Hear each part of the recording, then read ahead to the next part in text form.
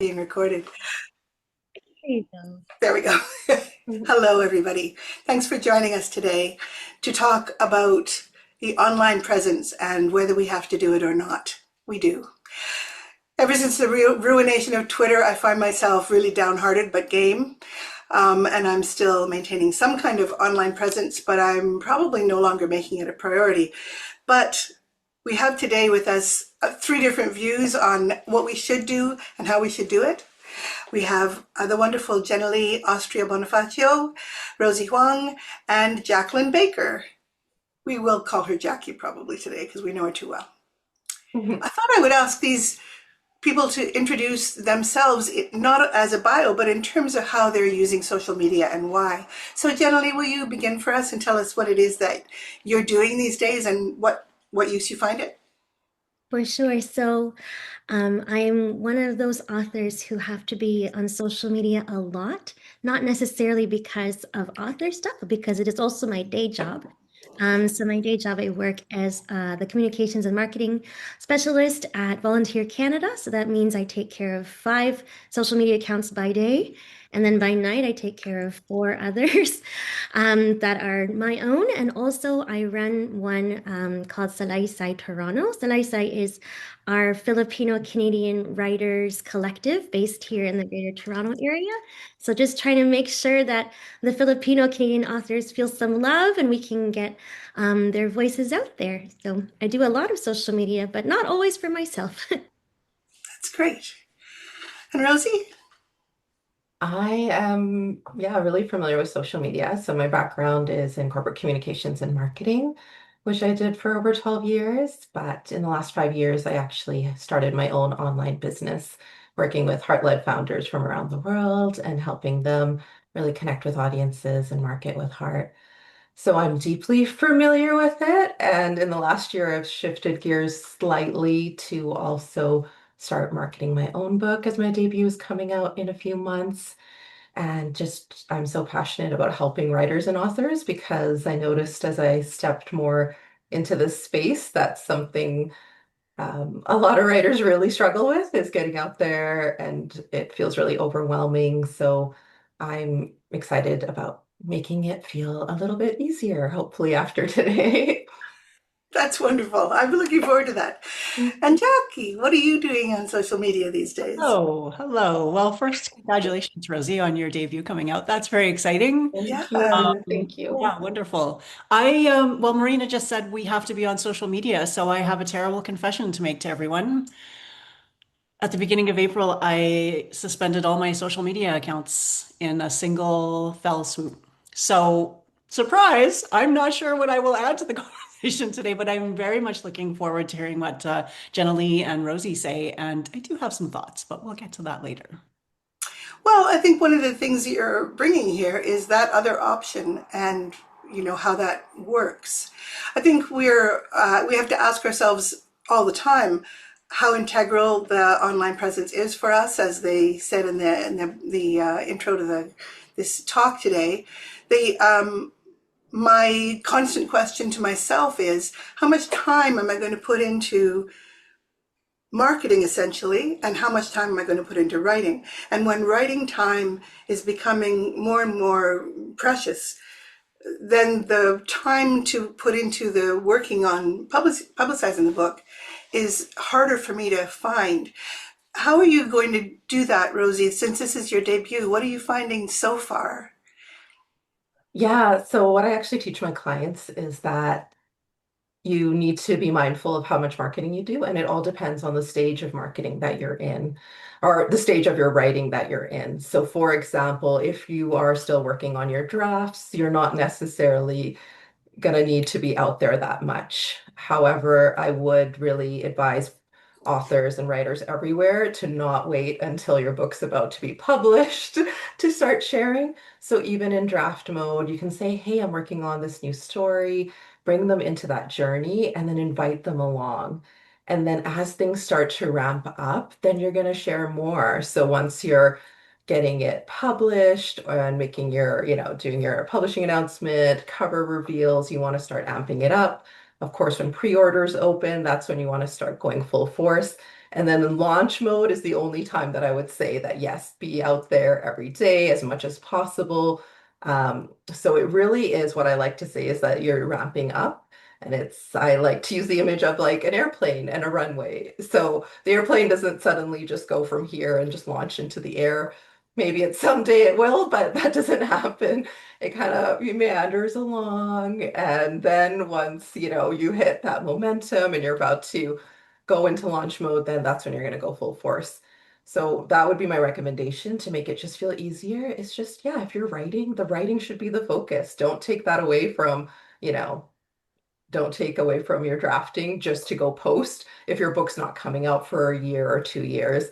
However, bring people in because the more that you do, the more likely they're going to be wanting to purchase.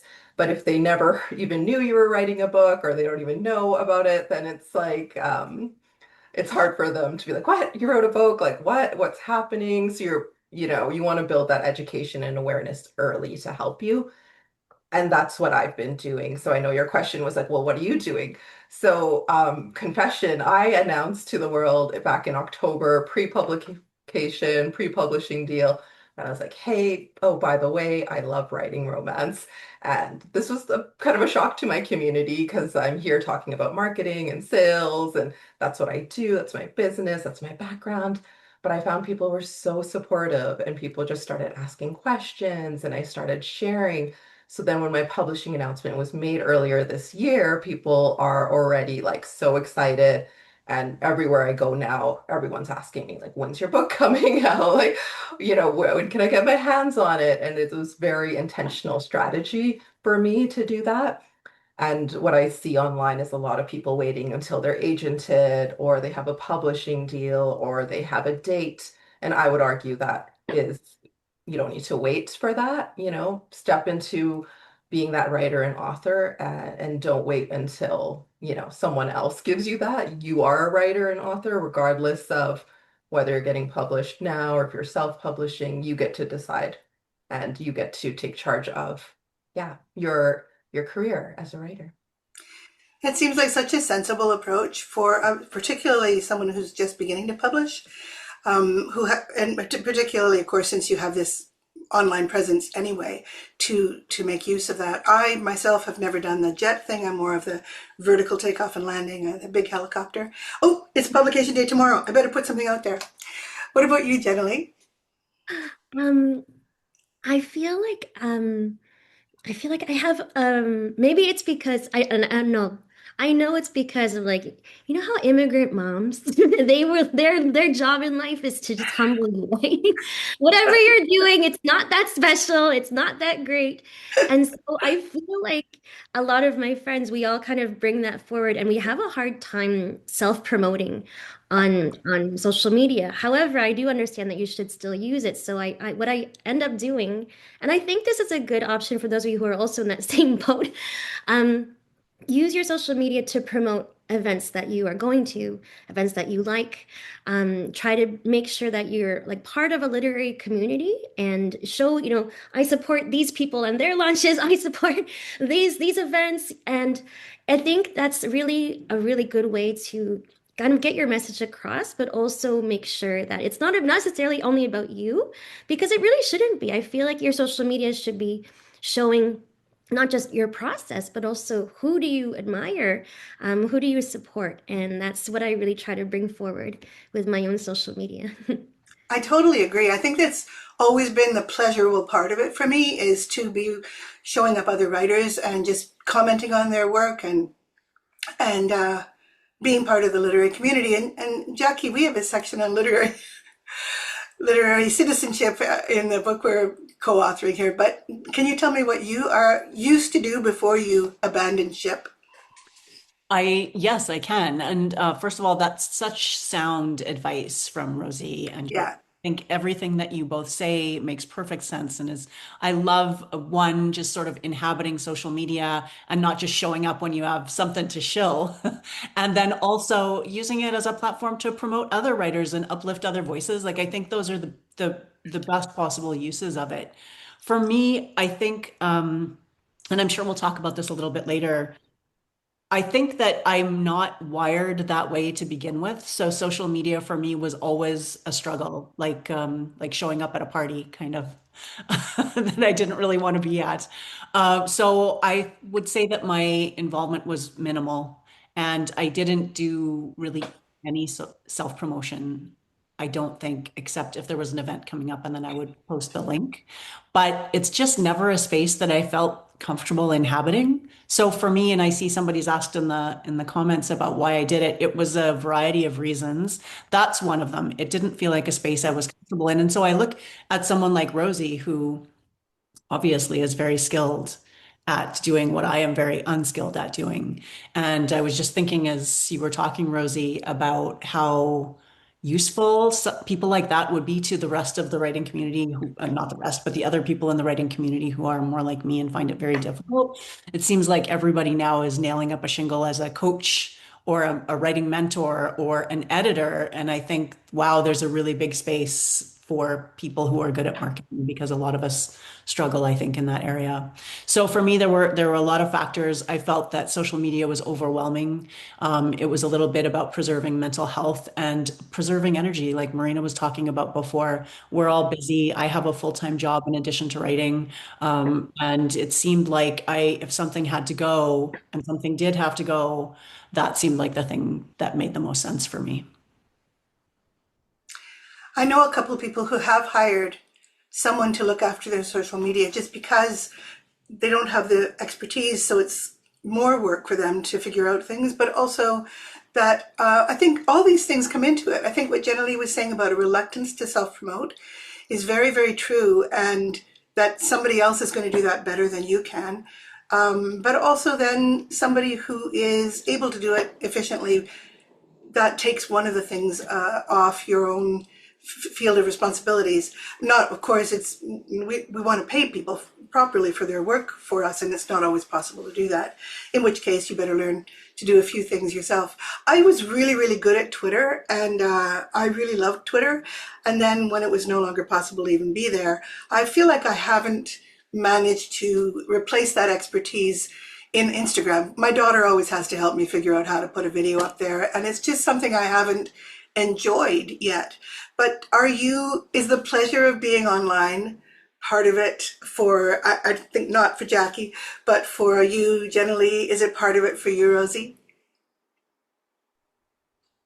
Yeah, for sure. Instagram is a very difficult app. It's not you. Like as someone has to use it professionally, I understand that it is not as simple as the other apps are, so don't worry. It's not you. Um, One of the things, for instance, on Instagram that a lot of people struggle with is sizing. You put up an image and it's all cut up, and why is it like that? And we could do a whole section just on just Yeah, on we should get some how to write workshops it. going. Next workshop, okay? Yeah. Next workshop. But basically, the easiest thing would be to use Canva. Canva is a free tool that you can use on your computer. And all you have to do is select the Instagram option, and it's an automatic sizing. So you can't mess this up. But there are still a lot of ways to get around this, but it's one of the things you mentioned earlier are people who hire marketing professionals, right? And I know some friends who have, and they spent, I think, like $3,000 or so to get this done. However, what ended up happening was because the marketer, they can only do so much without your feedback. Like it ended up to be more work for them to review and, oh, can you fix this? And, oh, I don't like these colors, and this is not the right vibe. And they said, you know what, it would make more sense if I just did it for myself right from the beginning. But then I saw the content they were putting out, and it was quite good. Um, and I thought, wow, it looks really good to me. And they said, no, this is not what I wanted, but we just didn't have time to fix it. And so it's if you have that kind of design eye, if you know what your colors are, you know what your fonts are, it'll be a little bit easier for you. And yes, I see in the comments. Yes, thank you, Canva. And Canva, there's a free option as well, so you don't have to pay for it right off the bat. I do love all this stuff. To take myself back a couple of years, I love figuring out Canva, and so I must get back into doing it. But it has, for quite a long time, the pleasure has been less than the effort, But Rosie, for you, are you still enjoying yourself as you figure out your long lunch? Yeah, honestly, I'm having so much fun with it. And it's funny because a lot of people are talking about self-promotion, and it's something I do with my clients as well in terms of coaching them to sell effectively. And I always see it, it's not about selling, it's just about sharing. And so I get this amazing opportunity that 20, 30 years ago probably wouldn't have even been possible to go out and reach people that I wouldn't have otherwise, and I get to share with them like all of these things that I'm creating and I'm doing. And my goal is always that I don't think of it like, hey, look at me and my debut's coming out. That's not my intention. It's more like, hey, I achieved this lifelong dream and I hope it inspires you too. And so you'll notice a lot of my posts are a little bit of storytelling and saying, what's that big dream you have? Like, what are you working towards? And so generally, as you were saying, like bringing people into your journey, it's not a one-way broadcast channel. It's not an infomercial from the 90s. And sadly, some people still treat it like that, but it's an opportunity to bring people in, engage with them. Like that's why it's called social media. It's not called broadcast media, then we'd be watching the news or something, right? Um, it's about being social, creating those connections and going And out there and share.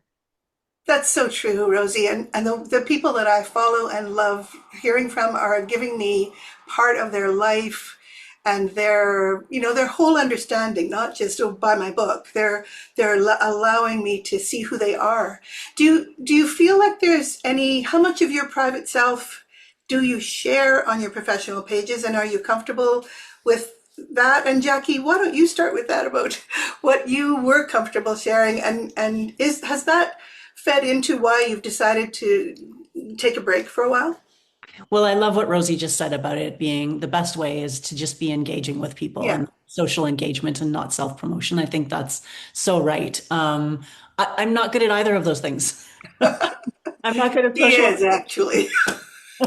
So I actually my favorite place to be was Instagram, because I like the visuals. I like the images. The images. I used to be a photographer, and so that was the fun part of it for me. So I felt most comfortable there, and I don't think that my profile was very writerly. It was a lot of pictures of my dog and creepy Halloween scenes. Like it was, I didn't have the overall vision to make it that kind of an engagement tool. It was just a fun thing. My daughters were teenagers when I first got on it, and so I thought I better be on social media to see what they are doing. And I'm glad that I was, but it's run its course for me. I don't know, maybe I'll come back someday. Maybe after today's conversation, I will You might after end up having to. suddenly I'll be like, I gotta get back there. But for now, I'm gonna stay away for a little while. Generally, what about you? Are you comfortable? Obviously, you're sharing about your community, and that's so wonderful. But and help pumping them up. But what about yourself? What are you comfortable with? And children too come into it. I think what we're willing to share about that. Yeah, so I have some very strict rules with myself. Like you won't see me post, I'm going on vacation. You won't see, because I think if you're on vacation, you're on vacation. Like shut off your devices, right? You're not going to see me post anything about my family, my sister, her kids. Like that's off limits. I block a lot of people. You can tell when they're bots, right? Because it'll be like Dr. Lim 54642XX. Yeah. I block people every single day. I mean, my follower count could probably be a bazillion at this point, but I don't want the trolls. I don't want the bots. I don't know who they are. I think I know almost everyone who's following me. Sometimes they're just friends of friends. I let that slide if I can see that we have mutual acquaintances, but usually I won't. Because you don't know, right? You don't know where your pictures are going. I also try not to post a lot of pictures, just me by myself. Um, I feel like I'm not that interesting to look at. Like I'd rather show you where with something that's happening. It's not just going to be a selfie. I don't feel comfortable doing that. So it'll be me at an event and me with my friends, me with some authors. Everyone's holding books, that kind of thing. I try to make these really like these guidelines for myself. And so that way also I know that I'm not on it all the time either. I know that social media is quite a time suck. And when you do it all day long. Like you really just have to be careful about the way you use it personally. Yeah, not at 3 o'clock in the morning, still on TikTok. Rosie, what about you? What are you comfortable with? What are your boundaries there?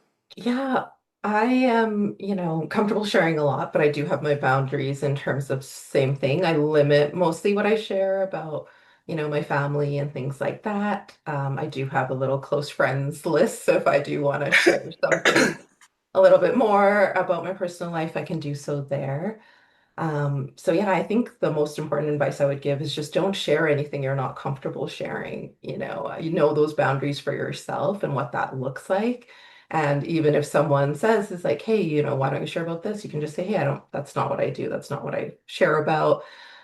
So I think really you don't need to just because you're on social media to suddenly feel like, oh, I'm giving people access to all of me. No, you don't need to, absolutely not.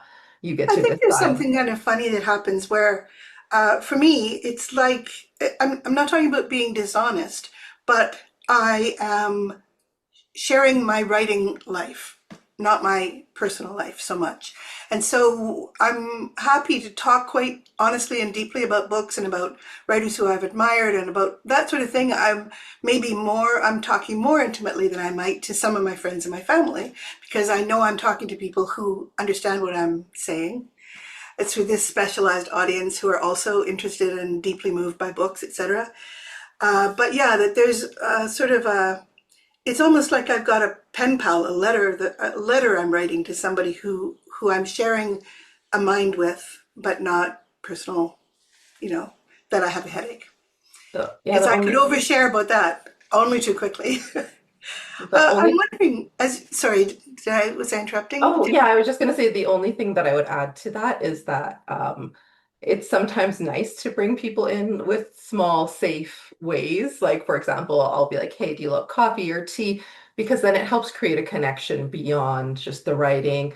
And then also takes your profile from being that one note. Because as we were talking about, is like we love people that can give us insights into their life and all of that and makes it more engaging. So even if you could share some details that are, fun and easy and obviously aren't private or anything, but like, hey, for me, I'm like, I joke that my brand is coffee because I'm always taking care of my coffee shots. I'm sharing them a lot and I have fun with that. So bring people in as well into your own personal world in a way that still honors your boundaries and your privacy. As we're talking, I'm wondering what you're finding to be the best of the various media. What's the best app that you use the most or that you find is best for writers? Anybody have an instant opinion? Generally, you're nodding your head. How about you start? Yeah, I Instagram is my favorite. I feel like there are a lot of millennials and Gen Z there who are very in tune with arts and culture.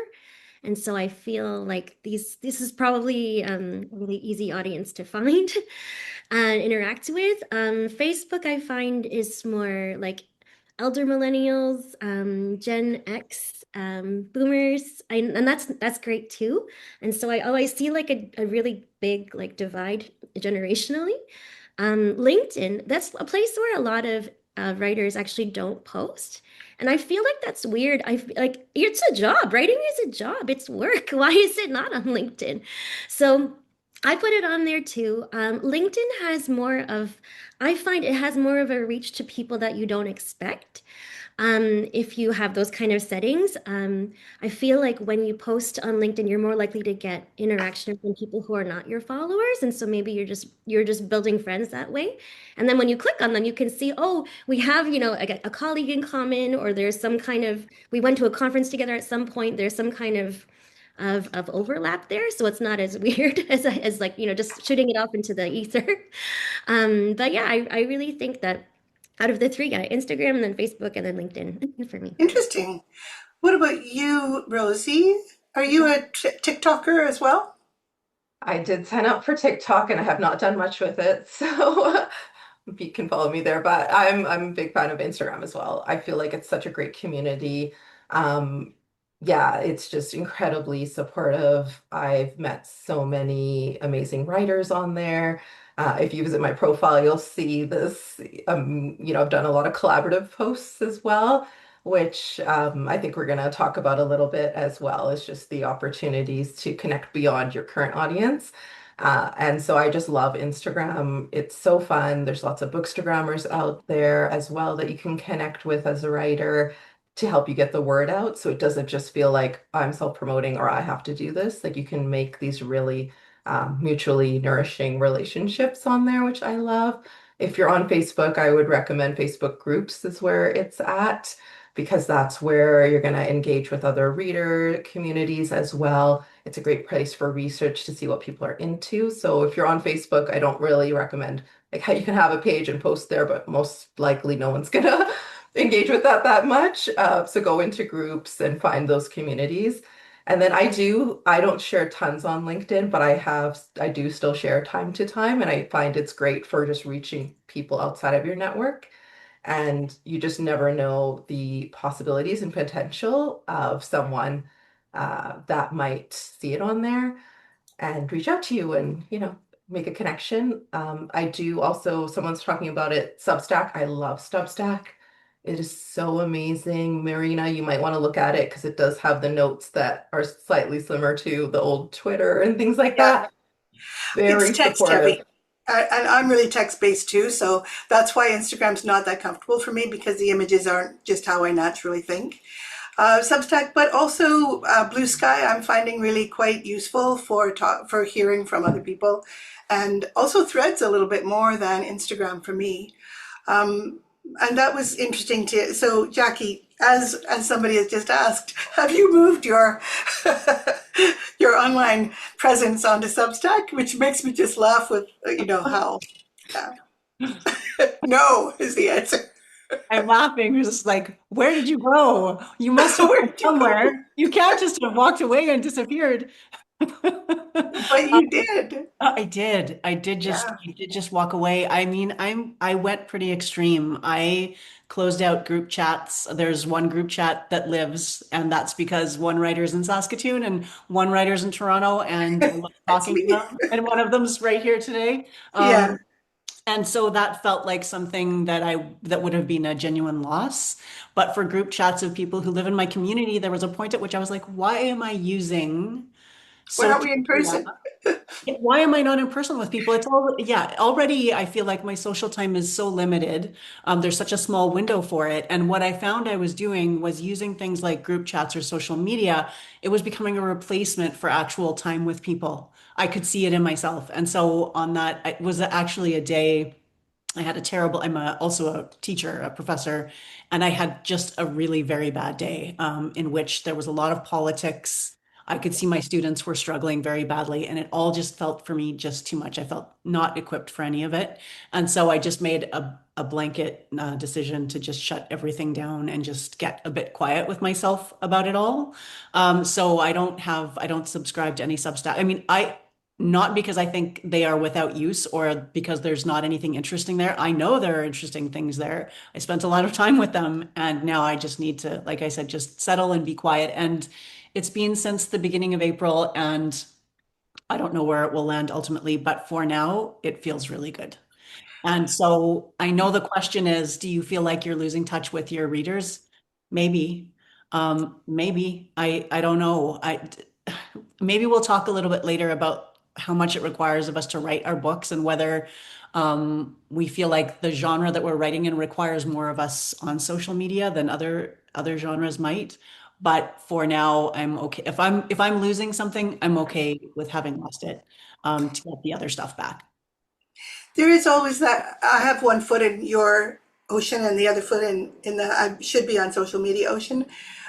But there is always that slight feeling from me that we're preaching to the choir, that people who are going to follow me or are going to be interested in what I say are probably already reading me. And this is different because I've been writing for quite a long time.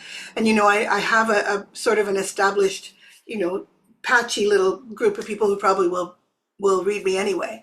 It's totally different when you're beginning. And if this had been available when I was beginning, I would have been all over it.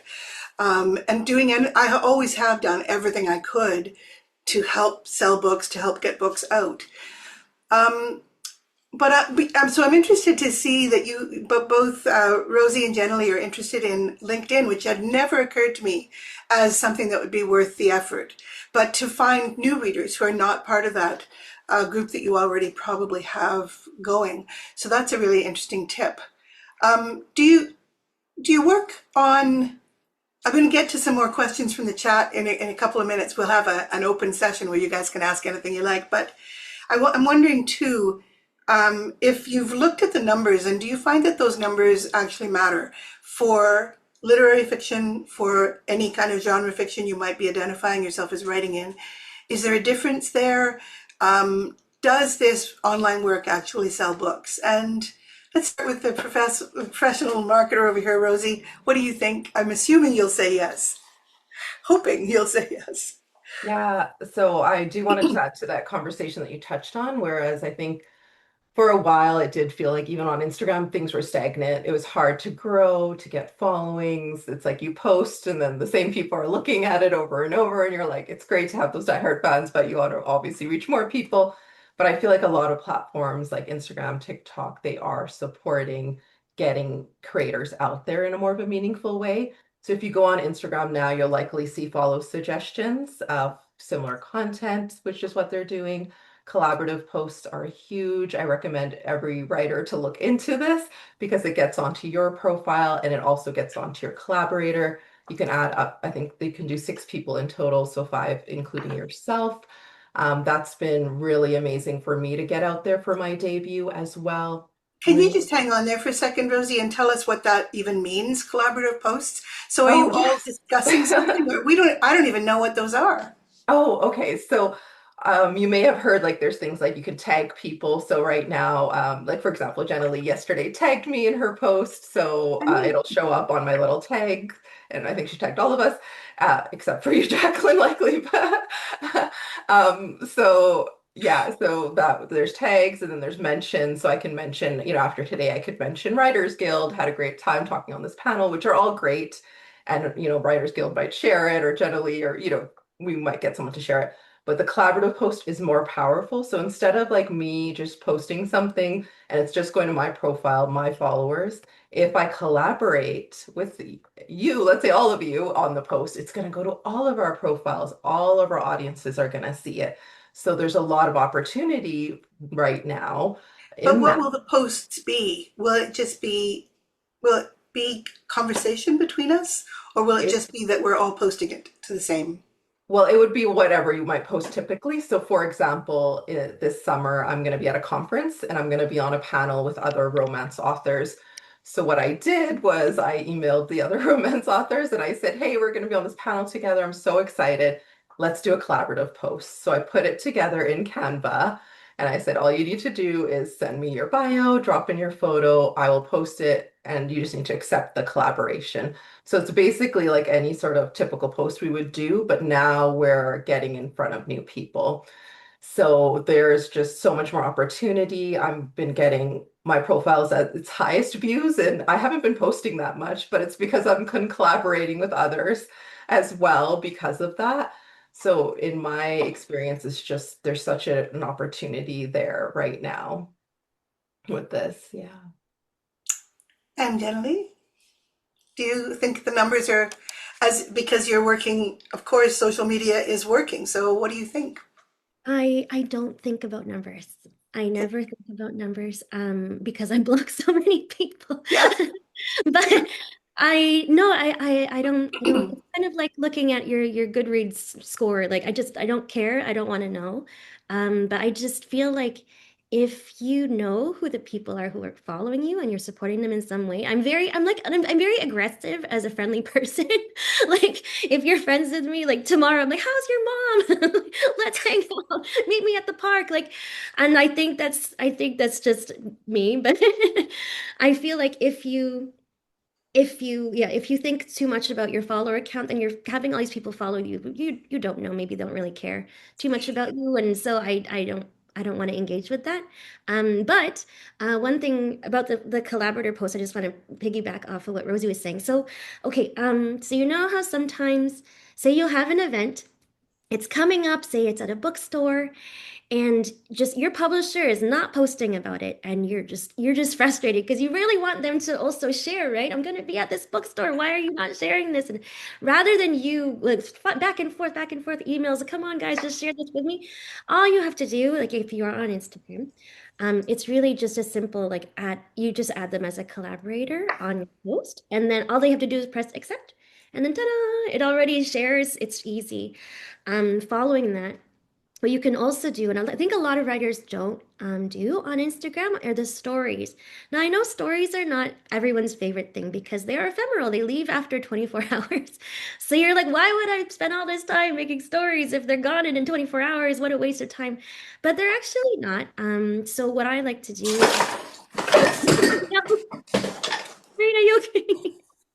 Tell me it wasn't water or coffee. It was water, but it was nowhere near my keyboard. Don't worry. Is it on your keyboard? No, it wasn't. No, it isn't. It's okay. Sorry. Okay. We gotta get you some rice. Throw it in rice if it is. It's fine. It's fine. Carry on. Tell us about stories. I'm interested because most of the younger people I know who are really comfortable with social media are using stories almost exclusively. They're more stories than posts. Right. And so, like, say, okay, you know how, right? We're back to that bookstore event you're gonna do, right? How many times are you gonna post about it until you're sick of posting about it, right? So maybe you'll get to the point where you just start to make a little story about it on your feed. It'll disappear within 24 hours, but what you're going to do is you're going to tag whoever else is who's moderating for you. You're going to tag who has organized it, of course, the bookstore, of course, your agency, if you have agents, and your publisher. And that way, all of them can share it as well. It's very easy for them to just press repost, and then it's done. Nobody has to reinvent the wheel. So it's really just about you saying, I'm part of a network, I'm part of this community, and all these people are going to help me promote this. Will it always lead to audience members? Sometimes it doesn't. I mean, we can't control the weather, we can't control fate. But at the same time, it's just another way for you to try to get your word out. I love that what you're saying about numbers. I've never even thought about what my follower count is. I've never looked it up. So I guess I was meaning, does it sell books? Those numbers. But as you're kind of edging around, publishers are doing less than they used to do, and there's no way around that. Some of them, small publishers having a really hard time finding the money to pay their editors, let alone finding social media people. And often it's run by people who don't have a natural bent towards that. So I think that us taking that into our own hands is never a bad thing to do, especially if you can find some joy in it, I guess. Other frustrations with publishers that this can help with? Is there anything else that you can recommend for, I guess, Jackie, I'm going to ask you. Would you feel comfortable doing things that your publisher has asked you to do, or do you think that you might do things that they haven't asked you to do that they haven't thought of? Sorry, can you rephrase So, that? should you come back onto social media because you felt a responsibility toward an upcoming book, for example, Sure. would you be comfortable now just letting the publisher do it all, or would you feel like you had a role to play there and could help with that? Yeah, I think if I were to come back, I would probably use it probably the same way I always did. If I had an event coming up, or as I was listening to Jenny and Rosie, I was thinking that one thing that I do miss genuinely, and there isn't much, but I went to a writing retreat in Ireland last summer and met so many incredible people and my connection to them was through Instagram. And so I do genuinely feel the loss of that. But that's a different thing. Well, it's not a different thing. It's the community, not the promotion. And I know that Rosie and Jenny have both talked about that. So if something were to bring me back, it would be the community. And I don't know that I would change how I used it before. So then that invites the question, why come back?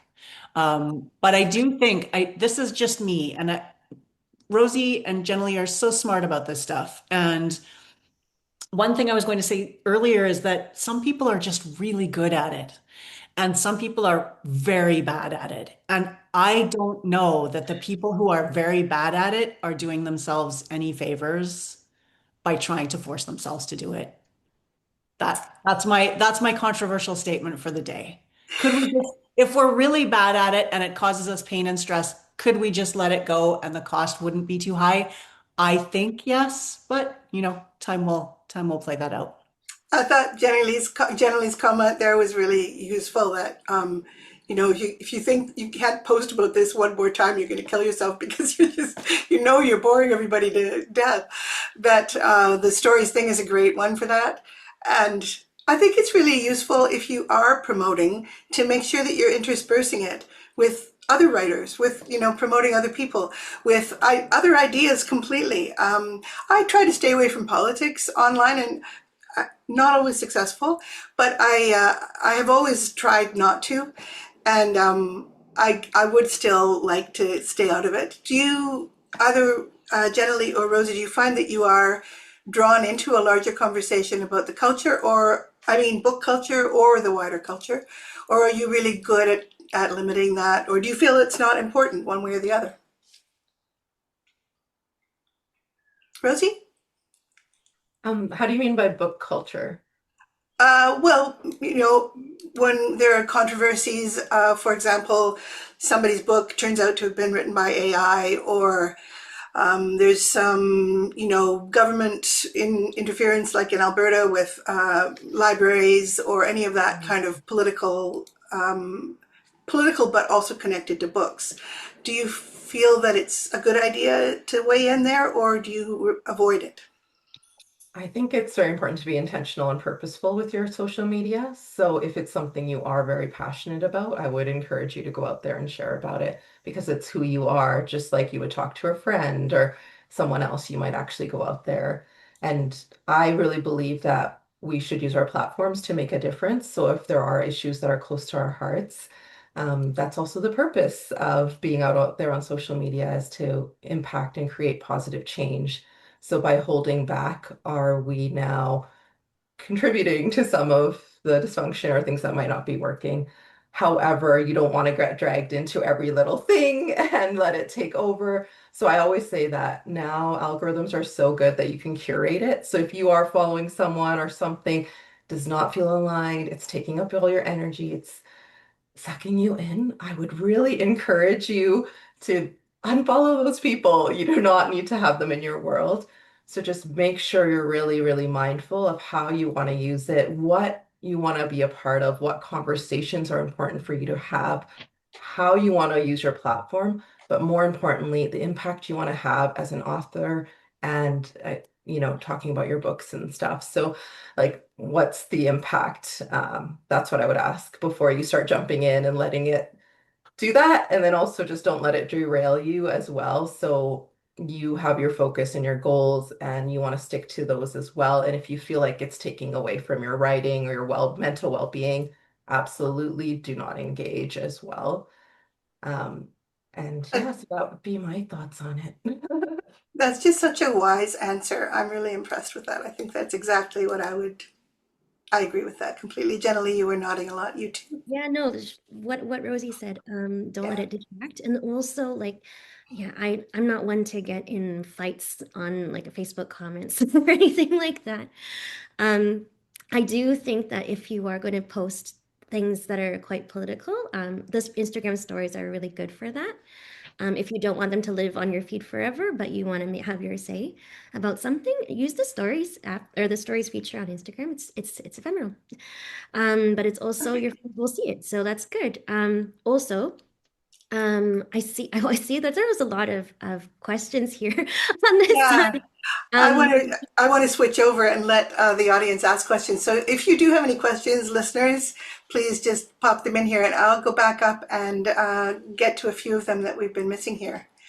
Um, there was one up here I wanted to get back to. Is it the job of publishers to help us find audience for us writers? And then also, so first of all, I think we sort of talked about that a little bit, because they simply can't do the work, all of the work. There's going to be some that we have to do. Uh, Somebody Jackie Kirikou Herman has asked, what are the options for self-publishing if you can't afford to hire everyone to do everything? What is the most useful thing for a self-published writer to do? Anybody want to tackle that one? Yeah, I can talk about that. Thanks, Jenny. So the reason why, like I was telling you earlier, we have this group of Filipino writers based here in the GTA, the Greater Toronto area, and the majority of them, like 90% of them, are self-published. And because we are a collective, it's just much easier for people to find and to, like be able to, invite us to table an event, come to this market, we need a speaker. And so it's just much easier for the marketing to happen. Rather than everyone having only their own accounts, right? It's like this is the one spot where you can find all the Filipinos. And so that has been really good. If you are self-publishing, I do recommend you find your people, whoever, if you're physically your people in your area or topically, and then make a collective. And that way it's easy for people to find you guys. It's really hard to self-publish, and especially because you're saying here, right? It's hard for all the marketing. So if you can do it as a unit, it's just so much better for everybody. All those promotional things, I think, work better when it's a group you're promoting anyway. I'm happier to promote everybody at the reading than to say, come and see me at blah, blah, blah. Somebody here has said, uh, when AI can increasingly replicate, this is really more of a comment than a question, Samuel. When AI can increasingly replicate style and structure and tone, is a writer's real long-term advantage coming from their authenticity and human connection? I think that is what you've all been saying. But Jackie, what do you think about that? Authenticity? Yeah, I'm just looking at the question. In an age where AI can increasingly replicate style, do you think? I mean, that is a can of worms. Yes, is the short answer. But I think that where I still land, and I know Jenna Lee and Rosie are saying yes to this question. Does it make a difference for everyone? I do think that we should talk a little bit about genre and about what stage of your career you're at. And there was a third thing that I was thinking about. I think that there are genres in which it makes a big difference. And I think it would be wise of you, if you're writing in that genre, to have an online presence Which ones? and an authentic one, a fantasy. Yeah. The community online is enormous. Horror. I have heard the same of rom-com, but or romance, but Rosie can certainly speak with more authority about that than I can. I'm not sure that in the literary fiction community, it makes as much of a difference. I do not know. I'm just speculating. I have no definitive answer about that. And YA too, I think it Oh, seems and as if YA. TikTok is very important in YA writer publishing, not so much in other forms, maybe. I agree. Jenny or Rosie, anything to add there about genre? Yeah, I would say, yeah, for romance for sure. I feel like there's such a big community and there's so many romance bookstores popping up as well. So the opportunity for those collaborations, there's romance events as well happening. Just want to touch on that self-publishing question is that couple of things. First thing, like if you have, obviously you're doing everything yourself. So if you can just choose one platform that you actually like using that feels great, focus on that instead of trying to be everywhere like a LinkedIn, Facebook, Substack, or whatever it might be. Just choose one that you're like, you know what, this seems doable. I can build a community on there. This is great. So do that. Also look into things like a lot of indie markets are popping up where they're asking for authors to come in and you can sell your books one-on-one as well. So there's opportunities that you wouldn't maybe think of that are out there now as well.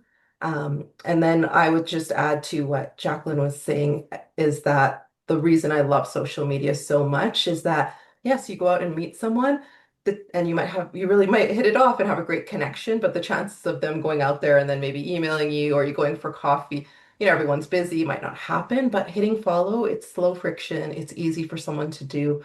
And it also is a great way to continue that connection. So I've met people at festivals, conferences, bookstores that have immediately started following me. We're chatting, we're promoting each other's books, and it's just this natural evolution. And none of it happened with me being, we're not really asking. It just happens. It blooms. It happens naturally. So um, I would just say, don't depend solely online to sell your books. Like use it, also do in-person things and use it to enhance what you're doing in person as well. So don't rely on only one strategy. It should be bringing multiple strategies together. So, Rosie, what kind of in-person things are you planning to do for your book? Are they mostly designed or created by your publisher, or are you doing that yourself as well? It's both. So it's a collaboration and a lot, so much. So for example, I'm speaking at conferences, which is amazing. But I'm also the reason I'm doing that is through my marketing. So helping authors and writers with their marketing. So that's one of the big things that I'm doing. So there's a nice like natural synergy. So I talk about marketing and book marketing. I can also share about my book. I like to do things even as readings just for fun, getting together with my writing group and being like, hey, we're going to go visit a local bookstore and let's do a reading this month. I'm going to be at When Words Collide in August doing marketing sessions, writing in flow. And then I'll also be doing a panel, Find Your Next Favorite Romance Author. So those are all opportunities I created for myself, is going out there, looking at festivals. They're often looking for panelists. They're looking for presenters. And one of the discussions I was having with a client yesterday was she said that, oh, I'm not published yet. What can I share? And I said, you can still share about your journey leaving corporate as an engineer and then going out there and writing your book. People are looking just for someone that might be a few steps ahead to also go on their journey. So this is the ways that I'm getting out there, is looking at festivals, conferences, doing that, doing easy things like readings at local shops, going to networking events. So even things like Writers Guild or your local associations, looking at what they're happening and just meeting people there. And then through my publisher, I've set up my book tour. So my book is based in Vancouver. So they're helping me reach out to bookstores there. So as well. And then I'm doing my launch here at Slow Burn because they are the amazing local romance bookstore we have here. So course I have to do something there. So I would say it's the nice collaborative effort, is look at what you want to do and what the opportunities are. And like I said, it could just be even a coffee chat. I know Writers Guild is hosting one here this Saturday that I'm going to try to get to. So don't make it feel like, well, I don't want to present or I don't want to do anything. It's like, well, you could just go to your local association, see what they have. And sometimes you might never know. I've met so many incredible people and authors and created a lot of connections through that as well. It sort of seems like the in-person and the online can magnify each other, that they support each other. Somebody sees you in person and then they find you online, they're going to follow you. Somebody sees you online and then they see that there's something in person, they might go and see you. So those two seem to kind of work together. What about you, Jenna Lee? What are you going to do for your next book, or what did you do for your last book? So, oh, it's behind me here. It's here. Yay, there they are. The first book. It's called Oh, Resetting with wonderful. Strangers. What a good title. It's a very Filipino book. It is the most Filipino book, Filipino Canadian book. And so I think because I was on social media even beforehand, I've always done talks for the Filipino community about unification and family separation. So people already expected this. Like when I said, "Oh, I have a book now," like it wasn't a surprise to people, thank goodness. But because I had already built a social media following beforehand, it was much easier to get, invited to your conferences and festivals and come to this event, come to this market. And like it was 3 years ago almost that the book came out, and I'm still just running. Like I'm doing all sorts of things, which is amazing. And I'm really grateful for it. So that was been happening. Oh, I'd like to give you one more tip about see, someone had mentioned earlier about Squarespace. And I just wanted to give a quick tip about that. Oftentimes people ask WordPress versus Squarespace, which one is better? I am 100% team Squarespace. I feel like there's less opportunity for you to mess up. WordPress, there's a lot of bugs in it. There's a lot of add-ons and plugins, and I feel like it's like looking at a toolbox that is not organized. Whereas Squarespace, the toolbox is very organized. You can use a template. All you have to do is fill it in. You don't have to reinvent the wheel. And I feel like your life will be a lot easier if you do that. Similarly, because I love a good template for those of you who don't like to design from scratch, I'm going to plug Canva again. So, like, say you're going to have an event, you don't know how to even start. You have to say the bookstore wants to do it for you. They don't have time to make a flyer. Your publisher is not going to help you with this. If you're on Canva, you can also go into the templates. You can even put in the words like bookstore event, and then something will come up and you can play with it. You can do all the things to it to make it yours. But it's a really good starting point. So it doesn't have to be a scary thing. Like sometimes people think that when they post on social media and they don't know how to do these things, all they can do is just take a video of themselves, come to my event, but that's it. But there's actually a lot of things you can do on top of that. I have a website with WordPress, and yes, it's a very messy toolbox. However, the idea of disassembling it and reassembling it somewhere else is so horrifying, I can't even think about it. Jackie, what about you? Did you ever have a website? Well, 5, 10 years ago, we would have been really talking about websites. Yeah. We haven't even really gotten to that till right now.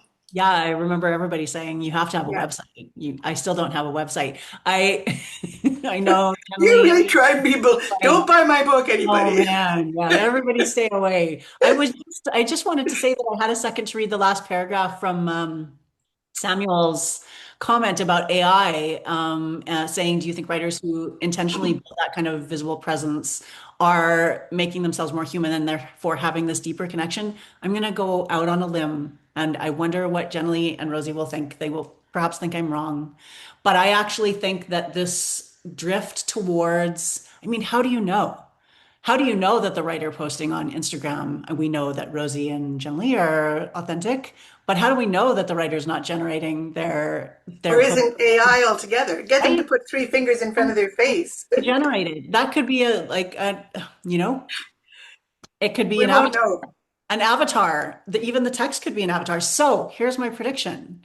I think we are reaching peak saturation with social media now, and I actually think the trend is going to be towards more in-person events in the future. And I think we'll be drifting from it because of our growing mistrust of things that happen online. I don't know that for sure. It's just speculation again, but I'll be curious to see how it all lands.